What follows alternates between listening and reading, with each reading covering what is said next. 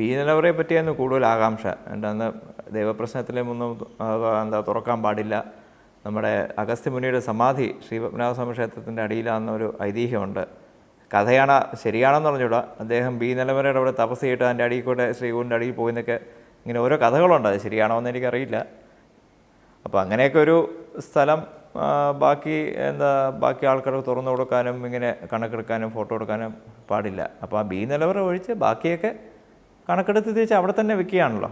നമ്മളൊന്നും വെളിയിലും കൊണ്ടുപോകുന്നില്ല. A നിലവറയും B നിലവറയും ഒരു ഭിത്തിയാണ് share ചെയ്യുന്നത്. അപ്പോൾ ഈ വാട്സാപ്പിലും പല ആനിമേറ്റഡ് കഥകളൊക്കെ ഉണ്ടല്ലോ. പാമ്പുണ്ട്, എന്തോ പൂട്ട്, മ്യൂസിക്കുമായി ബന്ധപ്പെട്ട എന്തോ പൂട്ടൊക്കെ ഉണ്ട്. അതൊക്കെ ചുമ്മാതെയാണ്. എ നിലവറയുടെ ഭിത്തിയിൽ നല്ലൊരു നാഗത്തിനെ കൊത്തി വെച്ചിട്ടുണ്ട്. ഇത്ര പൊക്കം വരും.